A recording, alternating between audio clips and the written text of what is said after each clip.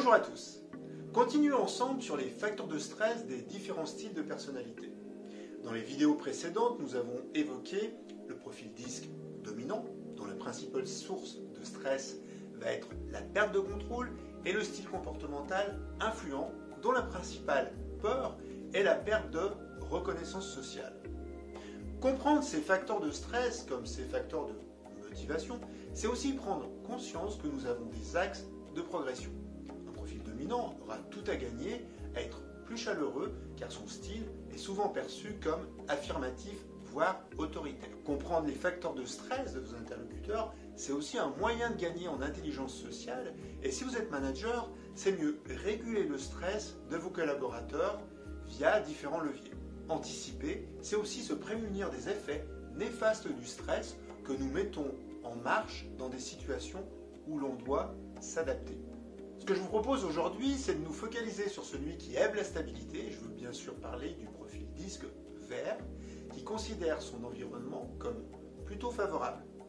Comme le bleu, le vert est un profil qui n'est pas agissant, mais qui s'adapte à son environnement. Il pense qu'il peut atteindre ses objectifs en collaborant avec les autres. Je vous laisse 3 secondes pour liker la vidéo, partager et vous abonner. J'ai besoin de vous pour faire plaisir aux algorithmes et mon ego qui souhaite atteindre 100 000 abonnés. Nous sommes proches plutôt de 1000 pour l'instant. Sans transition, let's go!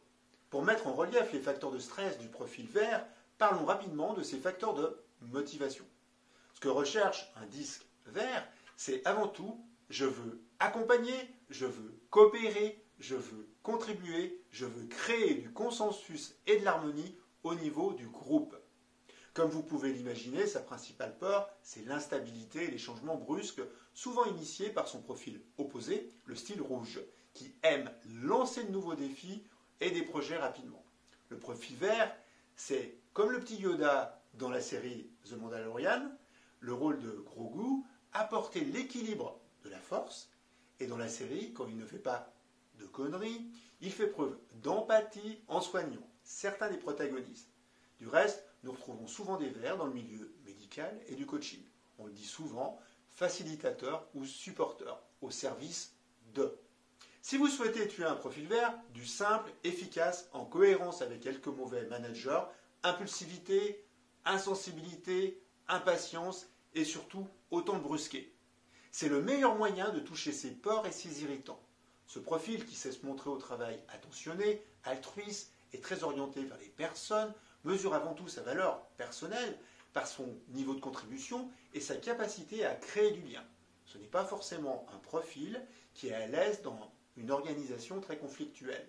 Ce qui va le stresser, le stable, c'est le manque de stabilité, superbe stratégie, créer de l'instabilité permanente en le sortant constamment de sa zone de confort. Si vous demandez à un collaborateur de sauter en parachute pour la première fois, ce qui sera pertinent, c'est évidemment un peu d'entraînement avant. Ici, autant aller dans le cliché et demander-lui de sauter de l'avion sans parachute.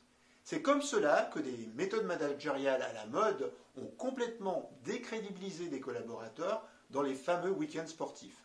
Concrètement, pour le vert, c'est lui imposer dans des délais extrêmement courts des tâches qu'il n'a jamais réalisées auparavant ou le mettre en compétition avec d'autres collaborateurs. Évidemment, donnez-lui aucune instruction en insistant sur une mise en œuvre parfaite et un niveau d'exigence démesuré. Pour plus de fun, demandez donc à un manager rouge de lui mettre la pression car ce dernier a souvent un style de management directif avec un langage corporel très agressif.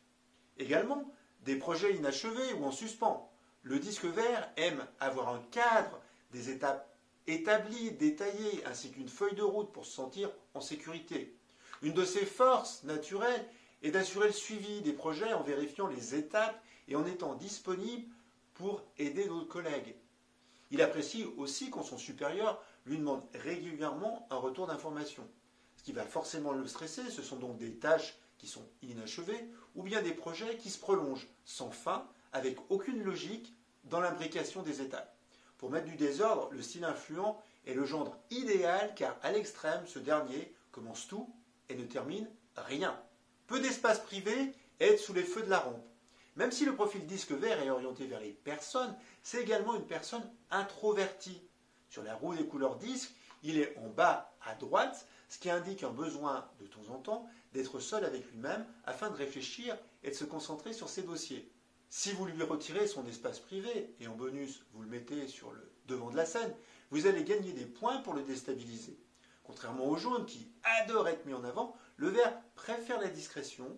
Un groupe par exemple où il se sent à l'aise, en exagérant, ce n'est pas plus de 3 personnes, lui inclus. Sinon, dès qu'il va se retrouver dans des grands groupes, avec des inconnus, son langage corporel va être clair. Il va croiser les bras, les jambes et éventuellement fixer ses pieds. Des changements rapides et inattendus. Dans des structures agiles ou organisations qui ont besoin de changer de cap rapidement, manager des verts s'avère extrêmement difficile car ils peuvent même se braquer et à l'extrême, comme ils ont du mal à dire ce qu'ils pensent directement, faire marcher le vélo dans la tête en imaginant tous les types de scénarios ou commencer à faire circuler des rumeurs au sein de l'équipe. Les verts sont de toute façon malheureux quand ils sont contraints de faire des changements rapides et inattendus, ce qui pose aucun problème par contre au style comportemental orienté action comme le rouge et le jaune. Lui demander de refaire intégralement son travail. Pour un vert, qui est très émotionnel, refaire un dossier de A à Z est synonyme d'échec. Au lieu de prendre du recul vis-à-vis de la situation ou de s'affirmer, il va le prendre personnellement comme un feedback extrêmement négatif qui remet en cause son professionnalisme et engagement pour l'entreprise. Des conflits.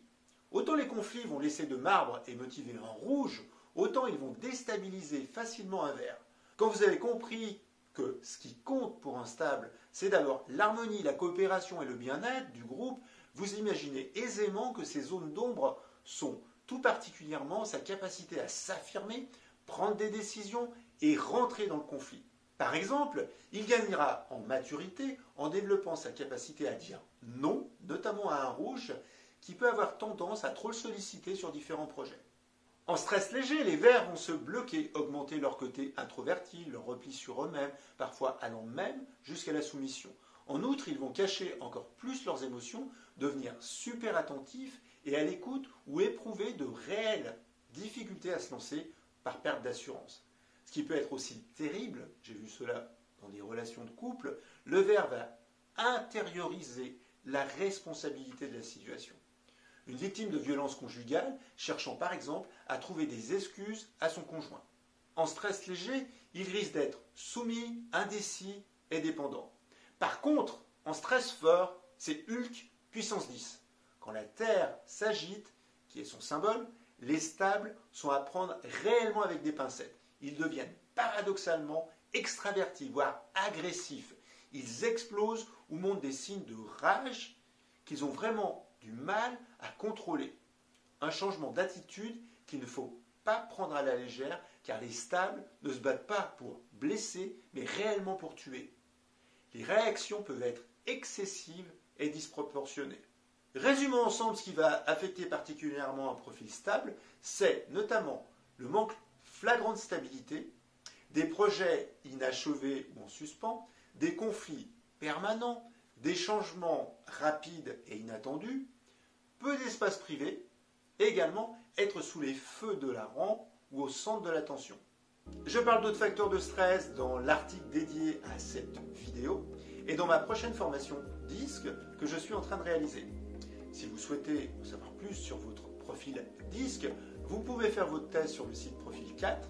Le compte-rendu vous donne vos tendances pour un prix extrêmement compétitif. Semaine prochaine, nous parlerons du profil bleu, celui qui structure, transformant les idées en procédures. Je vous laisse commenter, aimer, partager, détester la vidéo et surtout deviner votre style comportemental tant au niveau de vos qualités que vos limites. Merci à tous et je vous dis next time, bye bye.